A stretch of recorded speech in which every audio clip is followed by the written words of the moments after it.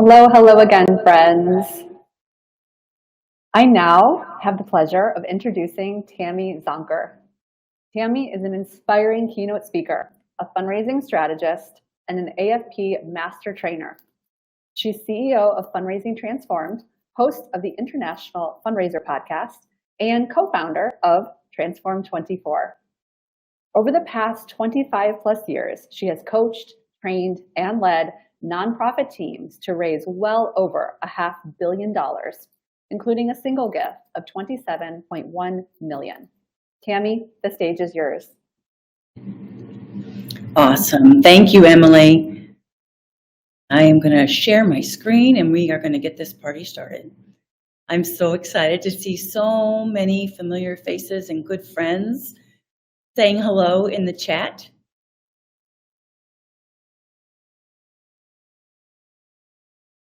All right.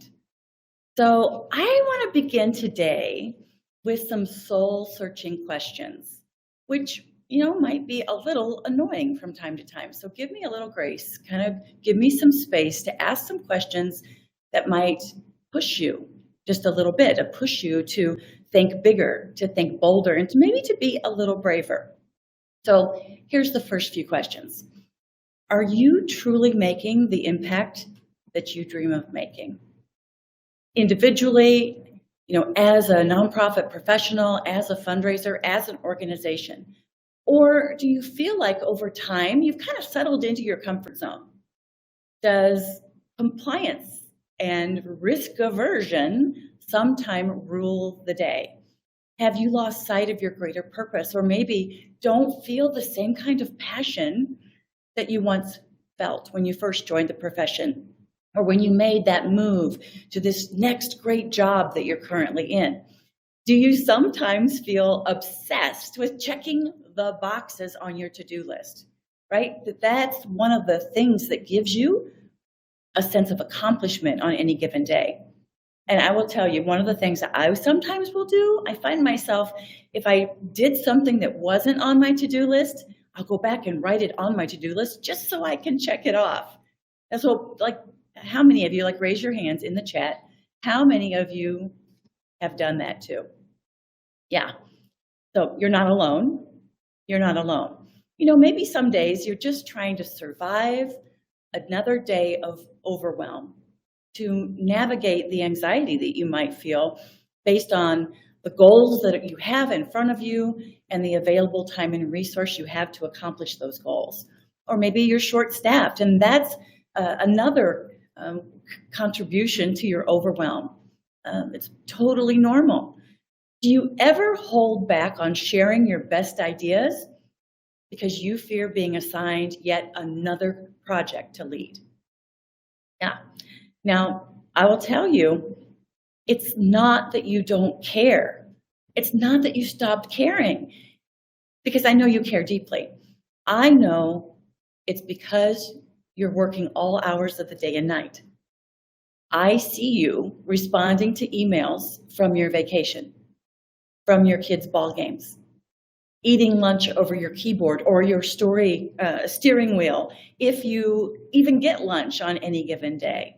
So too often just sacrificing your well-being for this work. Now, I'm not judging. I love you, but I stand before you today as a speaker and a thought leader who has grappled with these very same issues in my work in the nonprofit sector. I mean, I've been fundraising and coaching and consulting for more than 25 years, and I have faced every single one of these issues.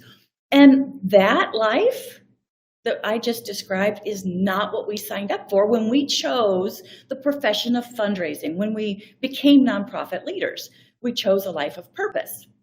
We wanted to answer the calling that was sown, that was planted in our hearts, to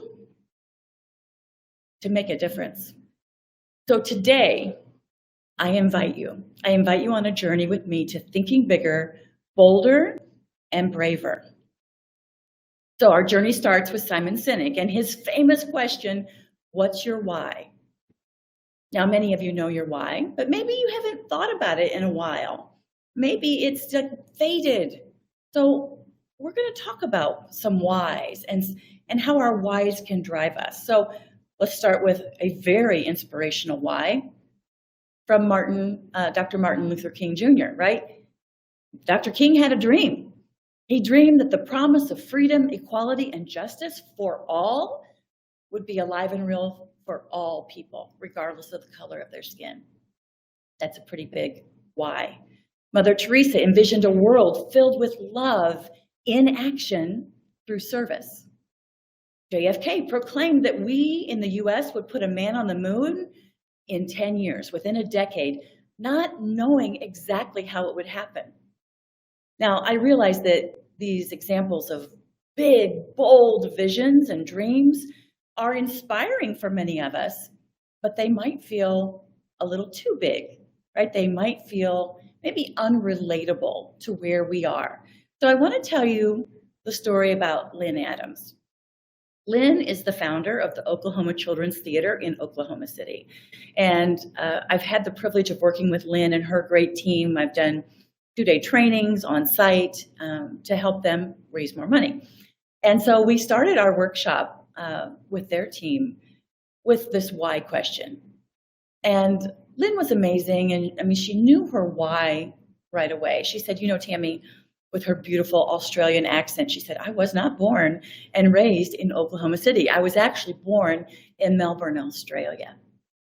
And I love my roots there, but I will tell you, my early years, my childhood years, were a little difficult because I was head and shoulders taller than every single one of my classmates. And candidly, kids can be cruel. So they would tease me. They didn't want to play with me. I always felt like an outsider. And candidly, her teacher wasn't much help either. She remembers a day, it was in about the 4th grade, as she recalled, and her teacher was teaching a lesson on suffixes, right, the ets. So she explained that a cigarette is a smaller version of a cigar, that a vignette is a smaller version of a play or a scene from a play. And so et almost always means smaller, except for your classmate, Lynette. Like that, does that just hurt your heart? Well, it definitely hurt Lynette's heart. And from that day forward, she went by Lynn. She was no longer Lynette to her classmates. But there was a day when her class, they were all looking forward to it. They were going to take a field trip to the Princess Theater in downtown Melbourne. And so that day they got in a line to, walk, don't run, to pile on the buses to take this field trip. And Lynette said, this was the one time being tall was a real advantage because her steps, her stride was so much bigger than all her classmates. So she got the front seat on the bus. That enabled her to get off first and get into the theater and get the prime spot in the theater, front row center. And she and her classmates watched this incredible performance of Alice in Wonderland. And Lynn says, I was mesmerized. Just the fantasy of it, the beauty of it, the fun of it, the drama of it, and what would happen to Alice. She described this scene where Tweedledee and Tweedledum came to the very edge of that stage. And they said, we're looking for one volunteer. Who will volunteer to come on stage with us? And Lynn says, I have no idea what possessed me because I was painfully shy and I never wanted to be the spotlight. I did not want to be noticed by my classmates or anyone else. And yet my arm shot up. I said, me, I want to be chosen. And they chose her. Each of them reached down, grasped Lynn's hands and pulled her onto the stage and settled her right in between them. Lynn says she can still see the sparkling of those brass buttons on Tweedledee and Tweedledum's jumper. She can still feel the stage lights on her face and smell that distinct smell of stage makeup. And in that moment, she said she became a stage kid. She became a theater kid. She found for the very first time a place where she could belong, where it was okay to be the center of attention. It was also okay to be backstage, shining a light on others so that they could feel that same sense of belonging. So it only made sense that as her life progressed, she went to university, she came to the US, got married to a man in Oklahoma City, that she would be the founder of the Oklahoma City Youth Choir, or youth theater. So just so very inspiring. And that youth theater, Lynn retired in 2022 after 35 years and serving literally tens of thousands of children. So that's her why. Now, I want to hear from a few of you. Can you just drop in the chat if you know what your why is and you can convey it in a sentence or two? Drop it in the chat. I want to hear from you. I'm going to pull up the chat here. I can follow Emily's great instructions. So the chat's on the right-hand side of the screen. Yeah, just drop that in. Read what one another have to say, and undoubtedly be inspired. Be inspired by one another. Be inspired by your own why. So it's our why that calls us forward. And yes, the why is iterative, right? It evolves with time and experience. So author Jim Rohn, and he is a business leader, a motivational speaker, an author. He says that if the why is powerful, the how is easy. So our whys are powerful. I mean, you can see that, you can hear that. But I'm not sure how easy it always is in the nonprofit sector, because there's this natural conflict that we face all the time. Think big, but be frugal. Change the world, but keep your overhead low. Hire well, but don't necessarily pay well. There's also a modesty, a cultural modesty, a deep humility to our sector, which is lovely until it's in excess. And in that case, it undermines our credibility. Like, we're just this little nonprofit trying to do good work over here. And I say no. I say, like, you are amazing. You are world changers. You know, when other people run from a disaster, you run towards the disaster to help, to solve problems, to bring comfort, to save lives. When children don't feel like they belong, you're there mentoring them. You're there guiding them, pulling out the leadership that's right there so they can become the amazing people they were born to be. Whatever your mission is, it's not this little nonprofit trying to do good work. It's extraordinary. And I want you to really own that. So first of all, here's the deal. The nonprofit sector is the third largest employer in the US, just behind retail and manufacturing. So that's more than 12 million people that work in the nonprofit sector. If you are from Canada, it's 2.5 million. If you're from Australia, it's well over 1 million. So here in the US, our sector is 6% of the US GDP, the gross domestic product, representing trillions of dollars in market value. In Canada, it's 8%. We lead the way in medical research, healthcare, hospice and senior care, land preservation, climate change, environmental justice, youth mentoring, arts, culture, right? Animal care, animal welfare, ending hunger. Like the list, like it just goes on and on. So in other words, you are a force for good and an economic force, right? An economic force. So firmly grounded in that understanding, just own that you are a passionate, capable, purpose-driven person. Then that's what we are collectively. You're an economic force, also making a big social impact in our communities and collectively all around the world. It's time to think bigger, bolder, and braver, and it is time to own it. Who's with me? Can I get a hell yeah in the chat, please? Like, yes, we need to own this. We need to take that and really feel empowered so we can attract more supporters. We can raise more money. We can do more work and make this world a better, more just and equitable place. All right. So let me tell you a story that Jerry Panis, legendary fundraiser Jerry Panis, shares in his best-selling book, Asking. So this is a true story. Two young doctors were working in a cancer research lab when a very generous donor was being toured through the lab. So the donor turned to both researchers and asked, what would you do if you had more money? One researcher responded, well, I'd buy more microscopes. The other researcher said, if I had more money, I'd cure childhood cancer. Boom. That's what I'm talking about.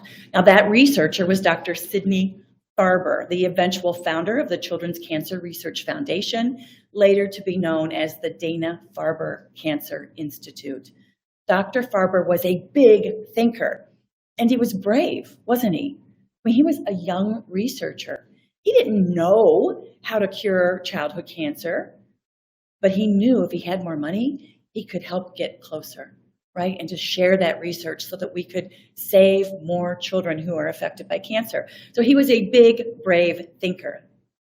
Jim Collins, the author of Good to Great, introduced us to the BHAG. Now, if any of you have read his book, Good to Great, and the nonprofit monograph that accompanies it, you know that a BHAG stands for a big, hairy, audacious goal. So he says that our BHAGs need to be goals that are so big, so hairy, that they make us gulp. I've also heard it framed in that, you know, if our goals aren't big enough to excite us and scare us, they aren't big enough if our goals don't excite us and scare us. So we're talking big goals, provocative goals, goals that kind of reach out and grab us by the heart or grab us by the gut. Like, whoa, like I would cure childhood cancer kind of goals. Now, do you know who else feels grabbed by the heart or grabbed by the gut? Our supporters, our donors, or our potential donors, our volunteers, our community, right? It's those big, hairy, audacious goals that truly inspire people, that we're not just doing good work, we're just this little nonprofit doing good work. Like, no, we are aspiring to cure childhood cancer. We are aspiring to feed families in our community, every family. All right, so a BHAG is tangible. It's measurable, it's energizing, it's exciting, it's imagination capturing, and it's laser focused. People just get it right away. All right, and usually a BHAG takes 10, 15 years to accomplish. So it's not a quick solution. Like, that would erode trust. If we take these complex problems and we say, oh, for $1 a day, donors know that's not true.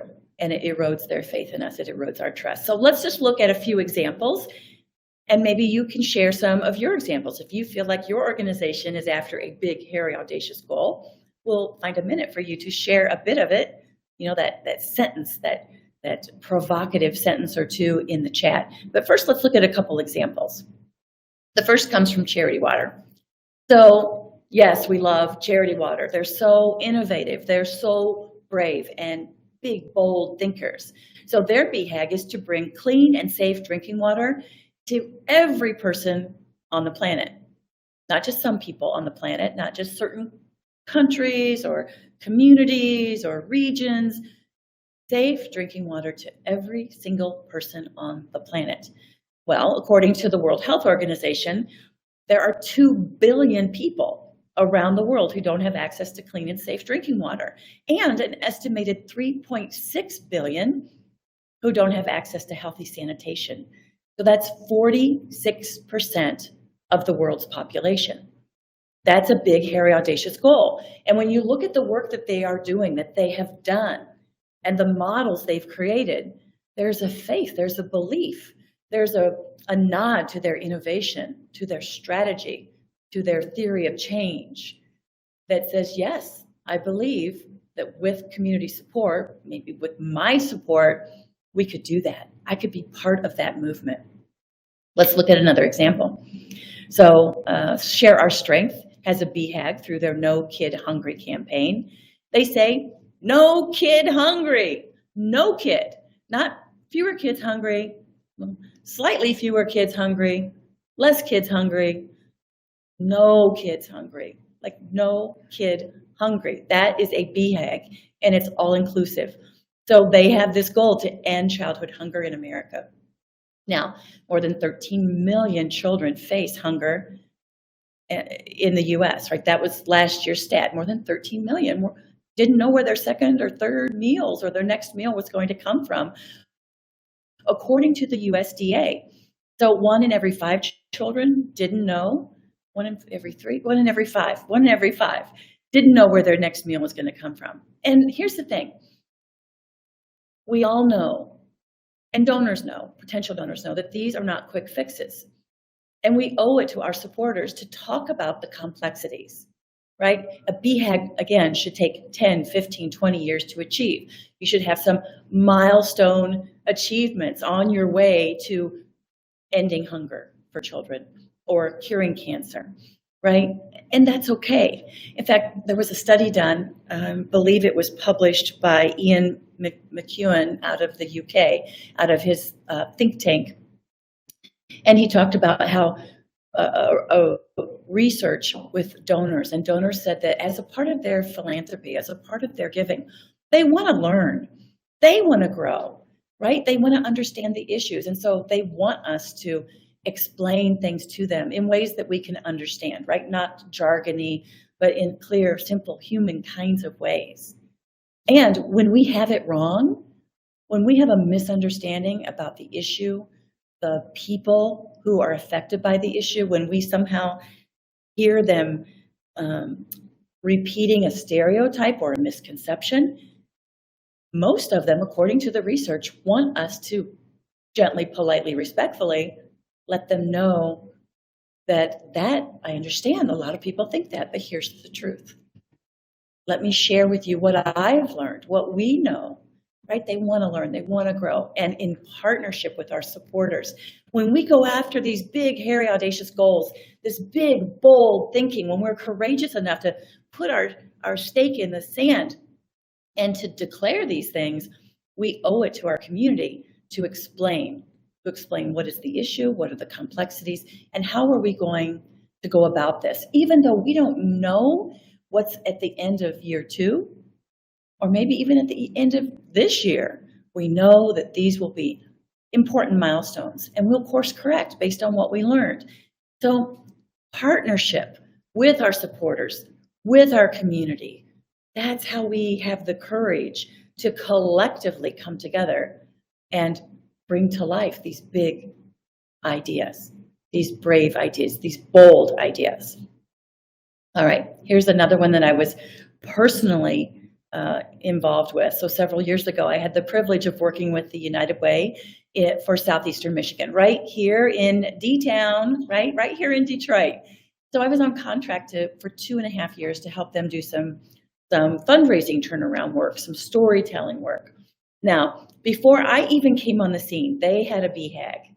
They and their very courageous CEO, Michael Brennan, and a very courageous board of directors had a BHAG to make Detroit a top 5 place to live and work by the year 2030, which sounds really nice, especially if you've been to Detroit lately, right? Oh, fabulous restaurants, and the economy is doing pretty well, and there's lots of restoration of abandoned buildings, and I mean, Detroit's pretty cool. You should come here in the summer. But at that point in time, unemployment was 30%. 1 in 5 homes in the city of Detroit were in foreclosure. 2 of the 3 biggest auto employers, or biggest employers who were in the auto industry, were in bankruptcy. The city of Detroit was $18 billion in debt. And in fact, we almost lost our art museum, the Detroit Institute of Arts. But if you ever are curious about learning more about that, you can Google the Grand Bargain and just see how foundations and the city worked together to make certain that those precious art assets weren't auctioned off to reduce the debt. High school graduation rates were less than 40%, and 1 in 3 children didn't know where their next meal would come from, right? And there was not one single grocery store in the city of Detroit. So families, especially families that struggled with transportation, they were getting their groceries at the gas station. They were shopping at the liquor store to feed their families. So these were very difficult times, very difficult. So again, in that context, imagine the courage of the United Way CEO and the board to declare such an aspirational, big, hairy, audacious goal. And here's what I'll tell you. And you can see what you see on your screen was a cardstock placemat that we designed. Right, so the development team, the philanthropy team, we designed this, and it talked about the 4 key initiatives that what we would need to achieve to make Detroit a top 5 city to live and work. And it was around improving early childhood education, increasing high school graduation rates, making certain the kids were ready for vocational schools or to go on to college or university, that they could become the amazing people they were born to be because they had the benefit of that education and that support. We were helping families to increase financial literacy so they would stop using those pay advance services that take such a large percentage of their income, or cashing their checks at the liquor store and picking up a thing or two while they're there. And just, again, increasing financial literacy and increasing access to healthy food. So, and I will tell you now, there's a lovely Whole Foods in downtown Detroit. I mean, things are so remarkably different. Again, we still have challenges. There's still much work to do, as there always will be in communities. But I was so fortunate to be a part of the team effort to cultivate, to talk with our community, to raise funds, and to launch this campaign, and to secure a single gift of $27.1 million from General Motors to United Way's educational turnaround work. And there were lots and lots of other private public efforts taking place in the community simultaneously. But I share this story to say it was nothing short of transformational, right? It was big, bold, and brave thinking. And regardless of the scale of the challenge or the problem, I want you bringing and inspiring and guiding and leading and sometimes pulling your organizations to aspirational goals, to that same kind of bigger thinking, bolder thinking, courageous thinking, right?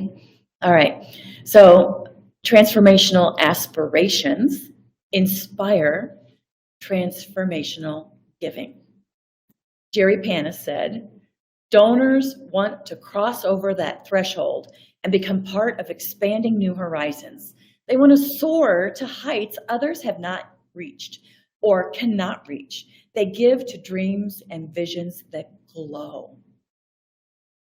So I'm going to ask another soul-searching question.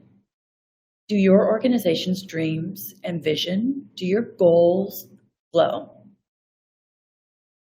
Do they glow? Are they starting to glow? Like there's a little ember there. What would it take to polish them up? And I recognize that this is not you alone pushing this agenda, pushing this in your organization, right? This is an executive leadership team conversation. This is a board conversation. This is a strategic planning kind of conversation. But here's what I also know. That philanthropy, after 25 years of fundraising, I have seen time and time again that advancement, fundraising, philanthropy team, whatever it is you call yourselves, and I love all those names, we are often the dog, the tail wagging the dog, right? We often are the ones that say, we want to raise more money. We need to talk about our outcomes. We need to raise more money. What's next? What opportunities do we have for donors to invest in? What difference will it make? What are we doing? Why does it matter? What's urgent about it? What's compelling about it? Not desperate, but urgent. What will happen if we don't do this initiative? What will happen if we don't raise additional dollars? What would happen, just for the sake of a conversation, what would happen if your organization went away? What hole would it leave in your community? What important work would not be done? These are the questions that we need to be asking and amplifying through the leadership levels and really through every level in our organization. We are often the tail wagging the dog. So think about that and how that would show up inside your organization. I'm going to tell you a story of how I kind of drove this a bit with one of my my clients. All right, so Niccolo Machiavelli, we often hear about Machiavelli, and sometimes it's not in a good terms. I mean, he was a diplomat and he was a philosopher, but I love this quote, this sentiment. He says, "Make no small plans, for they have no power to stir the soul."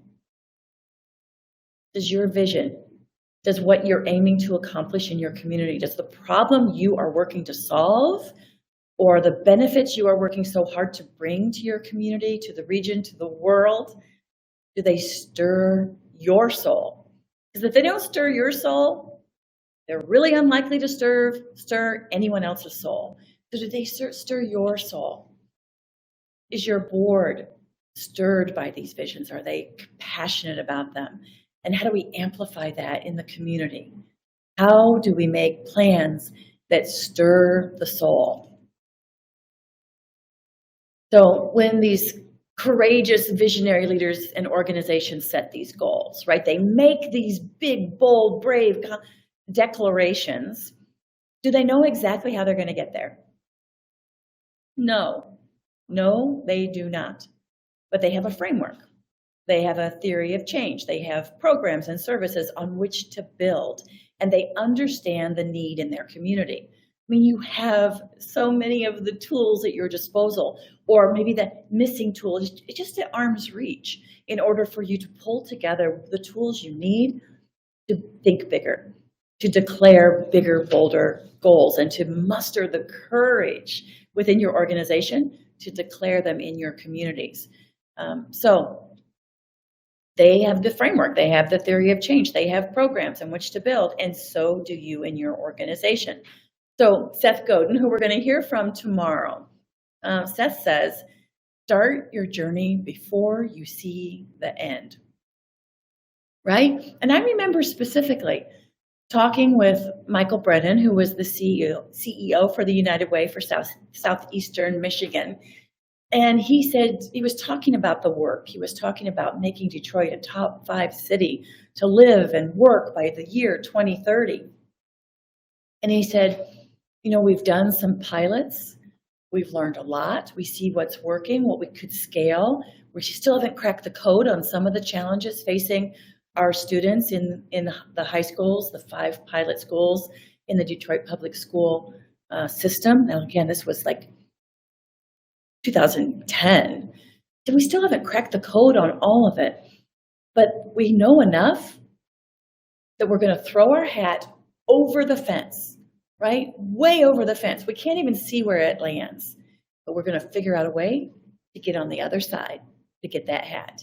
And that's the same thing with your organization. That's why we say, be braver, be courageous, because you will not know. If we knew exactly what it took to end childhood hunger, if Dr. Farber knew exactly what it would take to solve childhood cancer, to cure it, it would be done by now, right? But it's about progress, not perfection, right? And I think that's the thing when we are truly in partnership with our supporters, our nonprofit communities, those who participate in our programs, when we're having robust dialogue and we're asking questions and truly listening, this is where we find those solutions. And it's where we garner the support. Like, we don't know. We got a 2-year vision that we may calibrate, but we're looking for people who are with us for the long haul, right? And we're making a bet that a great many of the people in our community will join with us. Not everyone will, and that's okay. We're looking for those courageous people who share our passion, right? Whose souls are stirred by the aims that we have, that big thinking, big, hairy, audacious goals.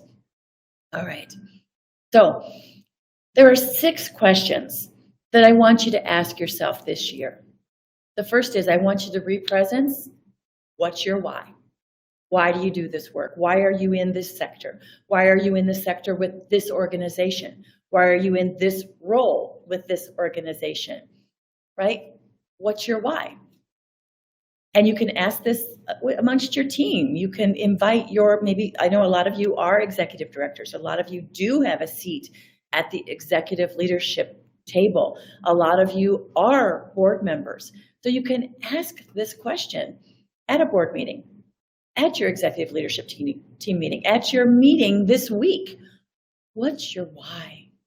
And you'll need to likely be the good example that goes a little deeper.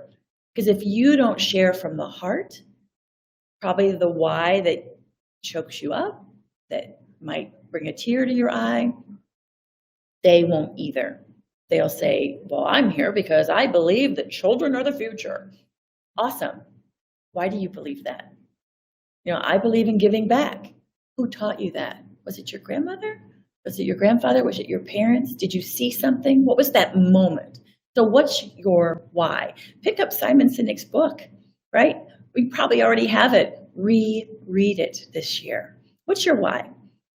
What dream was sown into your heart, right? Is that in alignment with the work that you're presently doing?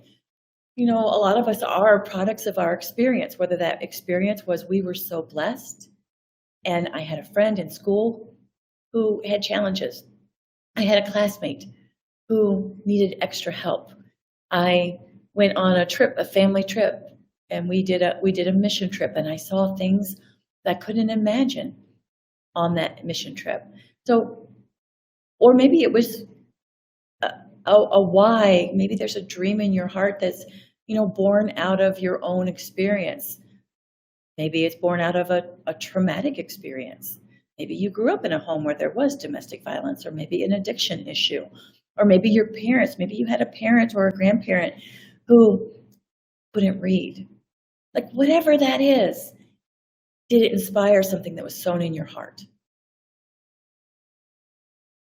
And are those dreams, your organization's dreams, in alignment with your why and what was sown in your heart, right? Your personal dream. And if you're not, if you're like, well, I'm actually just here because it was a great job, I want you to really ask yourself, is this the organization that you want to devote 8, 10 hours a day to of your precious life?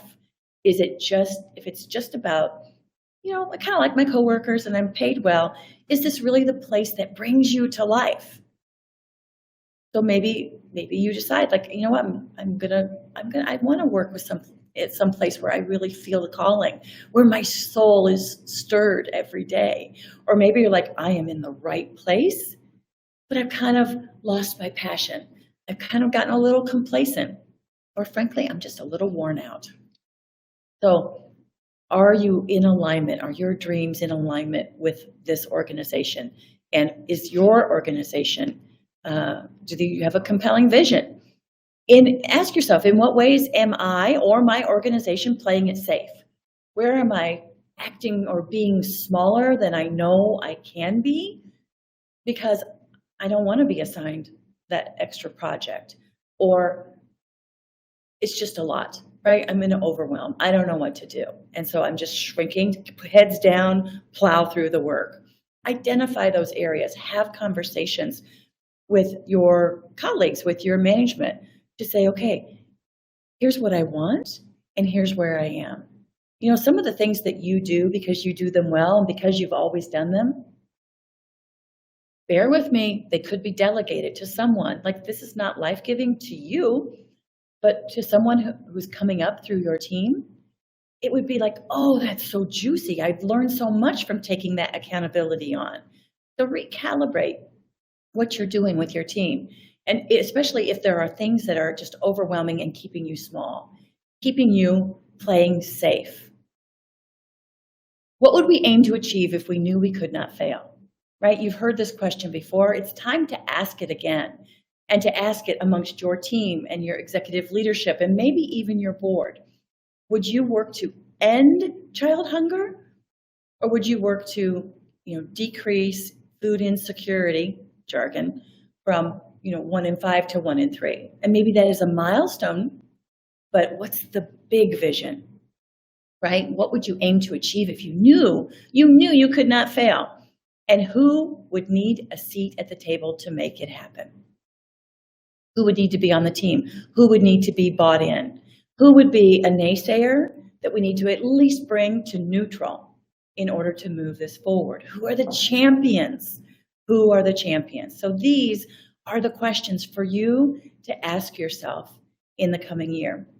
I'm going to share one more short story with you before I end with a quote that I absolutely love. And the story it comes from the Children's Center here in Detroit. Now, many of you know that I served as Chief Philanthropy Officer for the Children's Center in Detroit from 2012 until 2021, right? So through the pandemic, 9 years. Is that good math? 9 years. And I was proud of that work. I love the Children's Center. I'm still a supporter in one of their giving circles. I love them. And we were able to triple philanthropy in 3 years and double again before I left 9 years later. It was amazing. I built a great team. And I remember at a board retreat, and we were talking about how do we raise even more money. And I told a story, and maybe it's a story that you've heard. It's more of a fable. And the fable is, there was a fundraiser who just knew that there was a next level for their organization, and they needed something big and compelling in order to raise more money. They needed a big vision, something that would stir the souls of their donors. And so they were working on it, but they were stuck in perfection. They weren't talking about it because they were stuck in perfection mode, right? And my big mantra is progress, not perfection. So this fundraiser, he had his go-to donor. The donor that we love so much, that is always the person who will help close the gap on the match gift with your year-end appeal. Or if there's a certain special need, and you can go to them and say, hey, there's this special need in the foster care program, and we're going to need $10,000 to make it happen. Count me in, they say. Like, they're always, always there for you. So he had his go-to donor, and he was just kind of waiting for his case to be perfect to take it to him and others. And then one day, the fundraiser came to the office, and they opened the newspaper. Yes, a paper. Opened the newspaper and saw a photo of his go-to donor. And the headline read, so-and-so gives $1 million to another organization, right? XYZ organization. And the fundraiser is super hurt. Like, oh my gosh, $1 million to them? I thought they were my donor. And so kind of pouts around the office, kind of, tries to get some of that steam off, and then finally works up the courage to call the donor. And he says, listen, I just read the paper. Congratulations to you and them. But I just have to ask the question, $1 million to them. Why them? Why not me? Why not us? And the donor said, gosh, I'm a little hurt. Like, don't I always step up to meet the need? Don't I always step in to fill the gap when you ask? Yes. And that's why I'm so perplexed. Well, don't be perplexed. Here's the reason that organization got $1 million. They brought me $1 million idea, and you didn't. I want you to think bigger, bolder, to be braver, to begin conversations about these bigger visions before they're baked, before you even know how to get to the end result, right? Because you won't. These are big, complex issues that we are working to solve, and it will take time and energy and iterations for us to solve them. All right, you can do this. So I want to end today with a quote, and I don't know who this is from, so feel free to tell people that I said it. No. But the quote is, sit at the table of the dreamers, the go-getters, the stargazers, the warriors, the ones who fight for others. It's where you'll truly learn how to live. All right, my friends, thank you. Thank you, and enjoy the next 2 days of Transform 24.